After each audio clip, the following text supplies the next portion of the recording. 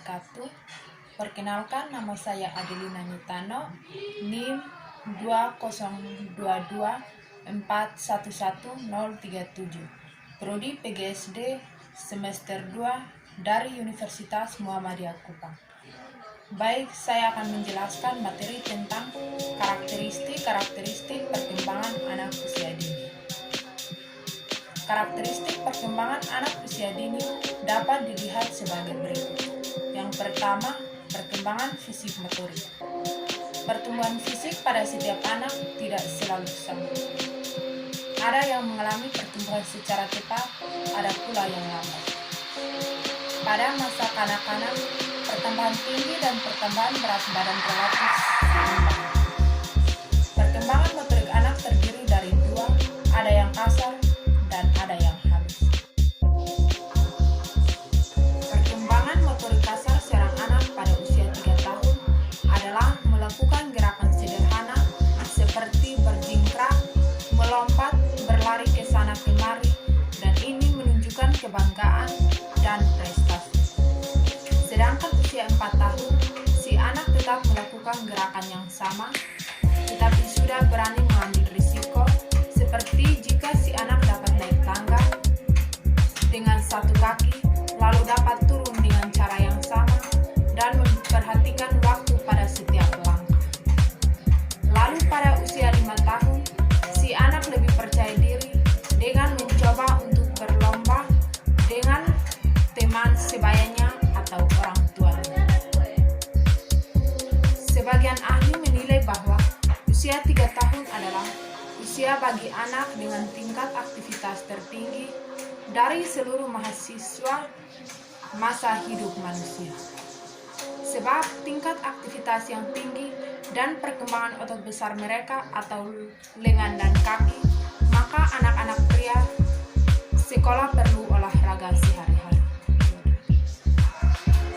Adapun perkembangan keterampilan motorik halus dapat dilihat pada usia 3 tahun, yakni kemampuan anak-anak masih terkait dengan kemampuan baik untuk menempatkan diri, memegang benda-benda. Pada usia 4 tahun, koordinasi motorik halus anak-anak telah semakin meningkat dan menjadi lebih tepat, seperti bermain balok, kadang sulit menyusun balok sampai tinggi sebab khawatir tidak akan sempurna susunannya. Sedangkan pada usia 5 tahun, mereka sudah memiliki koordinasi mata yang bagus dengan memudahkan tangan, lengan, dan anggota tubuh lainnya untuk bergerak. Yang kedua, perkembangan kognitif. Dalam arti yang luas, kognitif merupakan ranah kejiwaan yang berpusat di otak dan berhubungan dengan fondasi atau kehendak, afeksi atau perasaan. Proses perkembangan kognitif ini dimulai sejak lahir. Namun campur tangan sel-sel otak dimulai setelah seorang bayi berusia 5 bulan saat kemampuan sensorinya benar-benar tampil.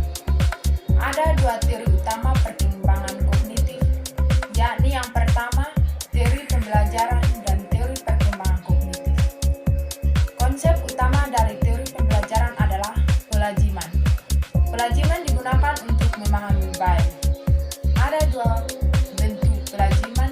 Yang pertama, pelajiman klasik berlangsung ketika suatu stimulus yang semula netral, seperti bunyi bel yang muncul bersamaan, sangat stimulus tidak bersyarat seperti susu yang mengalir dari dot ke dalam mulut si anak, sehingga si anak akan terbiasa. Jika bunyi bel barangkali dihubungkan dengan pengalaman mendapatkan susu dari dot, maka bayi akan mulai mengisap begitu ia mendengar bunyinya. Pelajiman instrumental seperti bila bayi tersenyum di saat ayah mengelitik perutnya, lalu bunyi tersenyum kembali, maka pelajiman ini mungkin sedang berlangsung. Sementara jika mengacu pada teori yang dikemukakan Leger, seorang pakar psikologi kognitif dan psikologi anak, dapat disimpulkan 4 tahap perkembangan kognitif, yaitu yang pertama, tahap sensori motor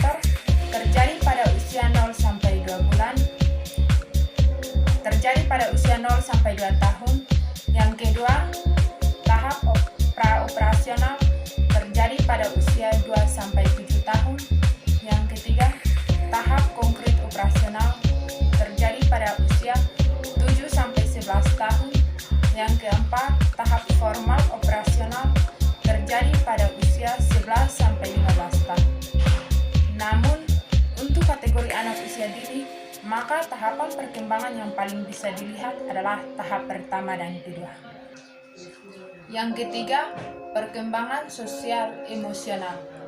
Para psikolog mengemukakan bahwa terdapat 3 tipe temperamen anak, yaitu yang pertama, anak yang mudah diatur, mudah beradaptasi dengan pengalaman baru, senang bermain dengan mainan baru, tidur dan makan secara teratur, dapat menyesuaikan diri dengan perubahan di sekitarnya.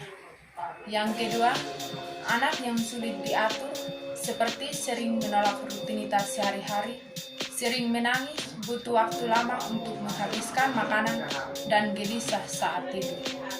Yang ketiga, anak yang membutuhkan waktu pemanasan yang lama, umumnya terlihat agak malas dan pasif, jarang beradaptasi secara aktif, dan seringkali menunggu semua hal diserahkan kepadanya. Dari pendapat di atas diketahui bahwa kepribadian dan kemampuan anak berempati dengan orang lain merupakan kombinasi dan antara bawaan dengan pola asuh ketika ia masih anak-anak. Ketika anak berusia 1 tahun, senang dengan permainan yang melibatkan interaksi sosial, senang bermain dengan sesama jenis kelamin jika berada dalam kelompok yang berbeda. Namun, ketika berumur antara 1 sampai dengan 1,5 tahun, biasanya menunjukkan keinginan untuk lebih mandiri, yakni melakukan kegiatan sendiri, seperti main sendiri, makan dan berpakaian sendiri, cemburu, tantrum, atau marah jika kemauannya tidak dipenuhi.